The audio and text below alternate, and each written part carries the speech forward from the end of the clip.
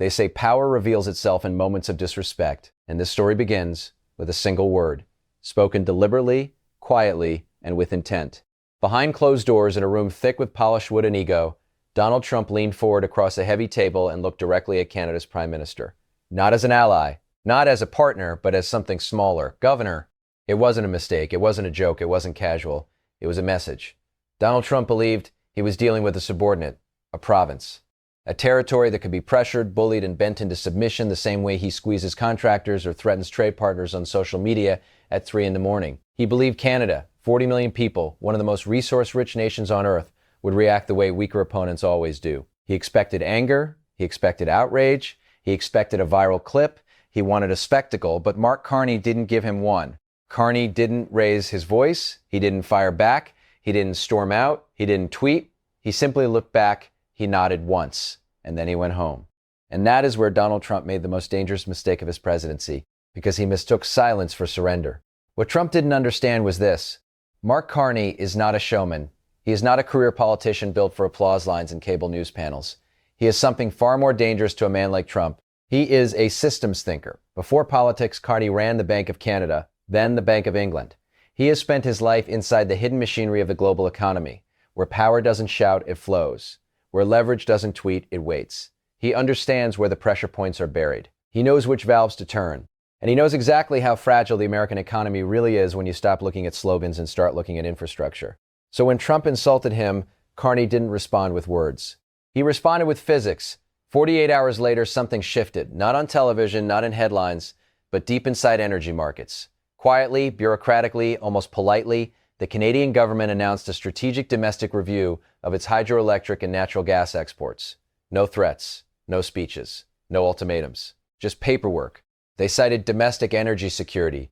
They cited grid strain. They cited the risk of incoming winter storms. On the surface, it looked routine, responsible, boring. But every serious analyst understood what it really was: a warning shot. Because Canada doesn't just export lumber and oil. Canada exports the one thing the American Northeast cannot survive without when temperatures drop or demand spikes: power, electricity, heat. New York, Massachusetts, Connecticut, Vermont, Maine. These states are not energy islands. For decades, they have been wired directly into the Canadian grid. Cheap, clean hydroelectric power flows south every hour of every day, generated by massive dams in Quebec, pushed across the border through transmission lines that keep Boston running, Wall Street servers humming, and millions of homes warm in winter. When a deep freeze hits New England or a heat wave bakes Manhattan, it is Canadian energy that surges in to prevent collapse. It is the silent backup system that no one talks about, because admitting dependence doesn't play well in campaign speeches. Donald Trump thought tariffs were the ultimate weapon. He forgot one thing. You cannot run an economy in the dark. Carney didn't cut the power. That would have violated treaties. That would have triggered retaliation. That would have looked reckless. Instead, he did something far smarter. He enforced the rules. Canada began strictly prioritizing domestic demand. Grid operators were instructed politely, legally, impeccably to make sure Canadian cities came first. Montreal first, Toronto first. Ottawa first. America would receive whatever was left over. And the moment that message landed, the panic started. Natural gas futures in the U.S. Northeast spiked almost instantly. Energy traders saw the risk before politicians did. Grid operators, the people whose only job is to ensure the lights turn on when you flip the switch, began circulating urgent internal memos. They understood the math. If Canadian imports dip even slightly, the American grid has to compensate with aging oil and gas plants. Plants that are slow to start, insanely expensive to run, and environmentally filthy. Wholesale electricity prices jumped. Not eventually, immediately. And those costs don't stay on spreadsheets, they land on your bill. Higher heating costs, higher electricity prices. A hidden tax caused not by markets, not by weather, but by ego. Publicly, Trump waved it off. Cameras caught him leaving the Oval Office as reporters shouted questions about the New England power grid. He scoffed. He dismissed it as fake news. He bragged that America has the greatest energy in the world and needs nothing from nobody. But behind the scenes, it was chaos. State governors were panicking. Emergency calls were being placed. Not to the White House, because they knew Trump wouldn't help and wouldn't listen, but to Ottawa. Think about that. American governors calling Canada, begging, asking quietly for assurance that the tap would stay open. Because Trump's tariff threats had done the unthinkable. They handed Canada leverage so clean, so legal, and so devastating that Washington couldn't even publicly acknowledge it. This is why Trump was losing control, not just of the narrative, but of the situation itself. His entire playbook relies on overwhelming force. He escalates, he threatens, he creates chaos until the other side gives in. Just to make the pain stop, it works when the opponent is smaller, weaker, and has no counters. But Canada is not weaker, and this time, the leverage ran the other way. Watch the chain reaction unfold. Trump threatens tariffs, companies pause investments, supply chains freeze, logistics managers panic at the border, orders get delayed, factories slow down, energy prices spike, consumers pay more, all triggered by one insult, spoken with confidence backed by ignorance. Donald Trump thought he was humiliating a man. Instead, he exposed a system, and now across the American Northeast, the consequences are spreading in real time. Heating bills, energy markets, political alliances, infrastructure vulnerabilities that were never supposed to be visible. This isn't just a trade dispute. It's not just a diplomatic spat. It's a lesson in modern power. Because in the 21st century, dominance doesn't come from shouting the loudest. It comes from understanding the wires beneath the floor and knowing exactly when to touch them. Trump wanted a reality TV moment. Mark Carney gave him a reality check. And the most dangerous part? This fight isn't over. The lever has already been pulled. Then Canada signaled a slowdown in energy exports. And that single bureaucratic signal set off a cascade of consequences that Washington had not prepared for. Almost immediately, utility companies across the United States began issuing warnings about massive price hikes. These were not political statements or media exaggerations. They were internal risk assessments based on hard numbers. Prices rose, markets reacted, and the pressure began to move downstream. Voters felt it in their bills, businesses felt it in their operating costs, and the economy absorbed the shock in real time. What had begun as a political insult was now evolving into a material economic problem. At that point, Donald Trump found himself trapped by the very tactics he had relied on for years. He could not back down without appearing weak to his base, but he also could not push forward without driving up the cost of living for his own voters and risking energy instability on the East Coast. When a leader picks a fight with his most integrated trading partner, the damage does not remain contained. It ricochets back inward. In this case, the blow landed squarely on the American economy, and the entire world was watching it unfold. International observers were not blind to what was happening. Europe was watching closely, not as a passive spectator, but as a calculating participant in a shifting global order.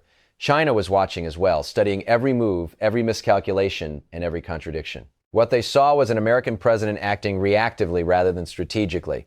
They saw a leader who relied on threats, public insults, and televised dominance displays, but who showed little evidence of planning for second and third order consequences. The pattern was familiar: insult allies, escalate rhetorically, and assume compliance would follow. But this time, the fallout was not abstract, it was measurable. Energy markets do not respond to bravado. Power grids do not obey political loyalty. Trump demanded obedience, but obedience cannot be extracted from infrastructure. You cannot bully a megawatt. You cannot sanction winter weather. You cannot intimidate a transmission line into producing electricity. The assumption that Canada would fold because it is polite turned out to be a fundamental misunderstanding of power in the modern era. The deeper issue was that the power dynamic had already shifted, and Trump failed to recognize it. He believed he was playing a familiar game, one where volume and aggression substitute for leverage. But the terrain had changed. While Trump was playing checkers, Mark Carney was playing global chess. To understand why Washington became so rattled so quickly, it is necessary to understand how Carney operates. He does not fight the way Trump fights. Trump uses a sledgehammer, swinging broadly and often indiscriminately, breaking things simply to demonstrate force. Carney operates with a scalpel. He is precise, methodical, and deeply informed. He is not driven by the need to dominate a news cycle or win a public confrontation. His influence comes from credibility, not spectacle. When Carney speaks at international financial forums, such as the World Economic Forum, global markets listen. When he meets European leaders, he is treated as a peer whose judgment carries weight. This difference in operating style is not cosmetic, it is structural. When Trump referred to him as governor, Carney did not rush to the press or frame himself as a victim. He did not trade insults or attempt to rally public outrage. Instead, he went to work inside the systems that actually determine outcomes. He used markets, regulations, and long-standing structural dependencies as instruments of response. Carney understands a fundamental reality of the 21st century that Trump consistently overlooks. Power is no longer defined solely by military strength or rhetorical dominance. Power now flows through supply chains, energy corridors, critical minerals, data infrastructure, water systems, and financial networks.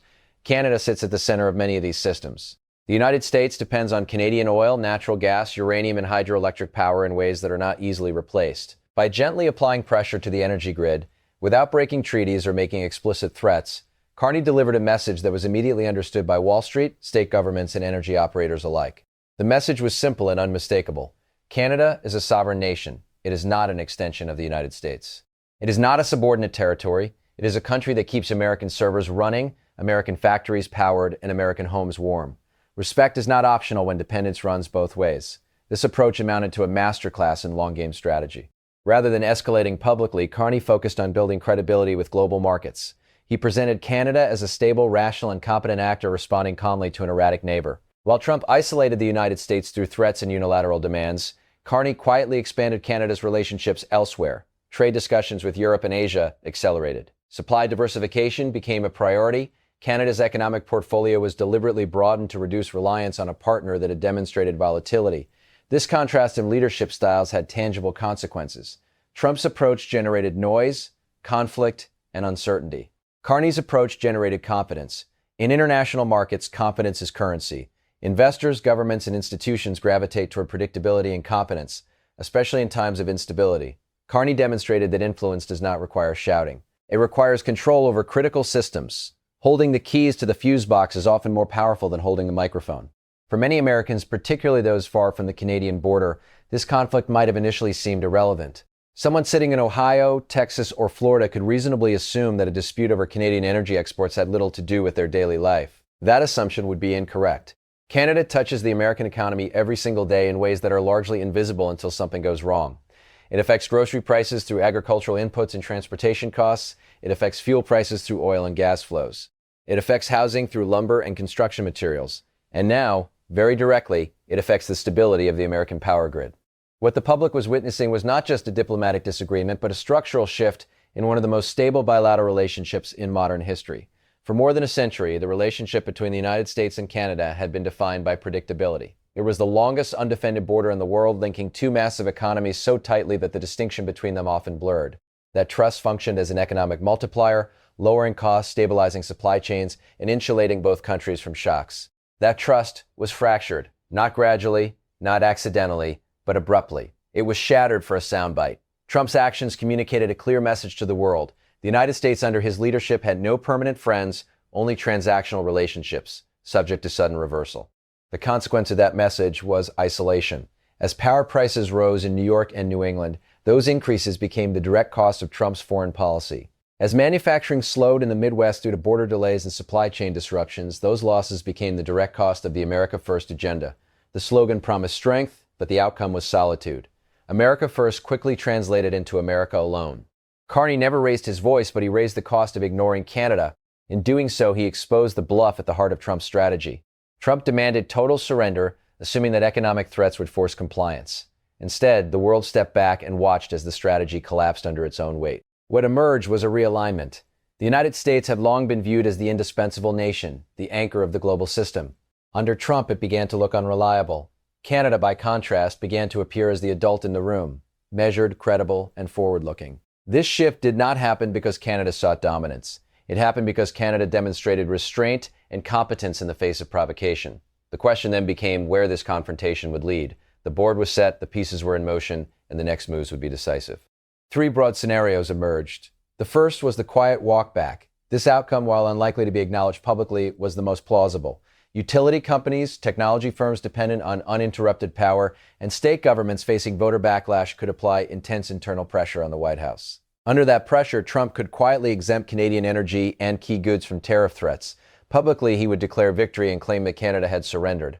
Privately, the policy reality would reflect a concession. The power would continue to flow, markets would stabilize, and Carney would have effectively won the standoff. However, the damage to the relationship would be permanent. The second scenario was escalation, and it carried serious risks. In this path, Trump, feeling humiliated and unwilling to accept that his bluff had been called, could double down. Border inspections could be slowed deliberately, bringing trade to a crawl. Trucks could back up for miles, freezing billions of dollars in commerce. Canada could respond by fully halting hydroelectric exports under the justification of a domestic grid emergency. Energy prices in the U.S. Northeast would skyrocket. Rolling blackouts during winter freezes would become a real possibility. What began as a trade dispute would transform into a life-threatening economic crisis, with ordinary people bearing the cost. The third scenario involved judicial intervention. U.S. courts were already examining the legality of sweeping tariff actions imposed unilaterally. A federal ruling could strike down the executive orders, instantly diffusing the immediate crisis. Tariffs would disappear, markets would stabilize, and the direct conflict would subside. But even in this outcome, the underlying damage would remain. Canada would never view the United States as a fully reliable partner again. The lesson would have been learned, and diversification away from U.S. dependence would accelerate. The pivot toward Europe and Asia would not be reversed. In most political systems, moments like this prompt de-escalation.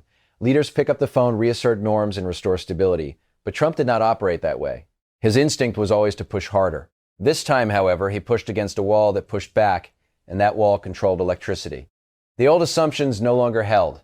Washington had long believed it could dictate terms to its northern neighbor indefinitely. It assumed Canada would always accommodate, always absorb pressure with a smile. Carney proved otherwise without theatrics or threats. He demonstrated the math. Trump wanted a war of words. Canada responded with spreadsheets, regulatory frameworks, and control over critical infrastructure. One side relied on volume and bravado. The other relied on leverage and systems. The result was not just a political embarrassment, but a strategic lesson visible to the entire world. The question that remains is whether Carney's actions were purely defensive, designed to protect Canadian sovereignty, or whether they were also a calculated invitation for Trump to overreact and damage his own economy further. That question now hangs over the situation unanswered as markets, governments, and citizens wait to see which move comes next.